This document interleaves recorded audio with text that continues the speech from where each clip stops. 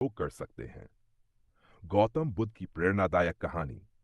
प्रस्तावना करीब 2500 वर्ष पहले, जब दुनिया अंधविश्वास, दुख और संघर्षों से घिरी हुई थी, तब भारत की धरती पर एक ऐसे महापुरुष का जन्म हुआ जिसने मानवता को शांति, करुणा और सत्य का मार्ग दिखाया। गौतम बुद्ध यह कहानी है एक राजकुमार के बुद्ध बनने की।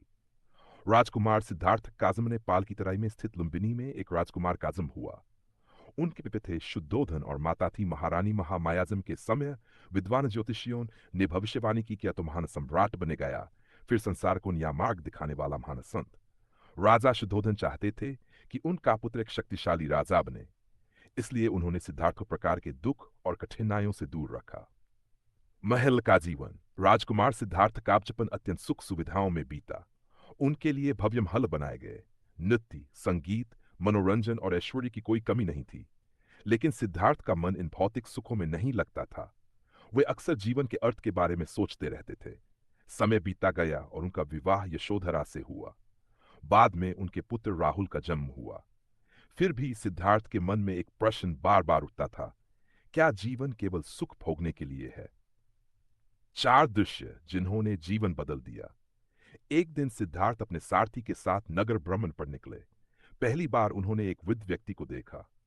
उन्होंने पूछा, यह व्यक्ति ऐसा क्यों है?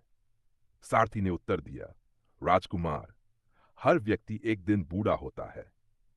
कुछ दिन बाद उन्होंने एक बीमार व्यक्ति देखा। फिर उन्होंने एक मृत व्यक्ति की शवयात्रा देखी। सिद्धार्थ को पहली बार समझ आया कि संसार में दुख, बीमारी और मृत्यु अपरिहार्य हैं। इसके बाद उन्होंने एक शांत और संतुष्ट साधु को देखा।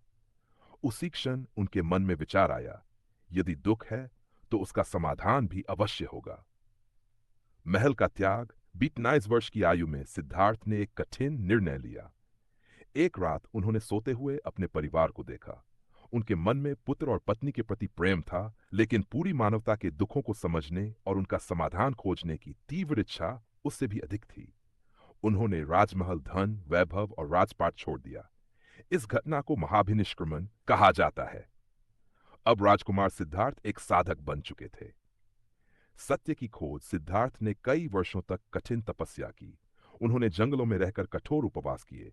उनका शरीर अत्यंत कमजोर हो गया। एक दिन उन्हें एहसास हुआ कि अत्यधिक भोग और अत्यधिक तपस्या दोनों ही गलत मार्ग हैं। तभी उन्होंने मध्यम मार्ग अपनाने का निर्णय लिया। बोधि वृक्ष के नीचे सिद्धार्थ गया में एक पीपल के वृक्ष के नीचे ध्यान में बैठ गए।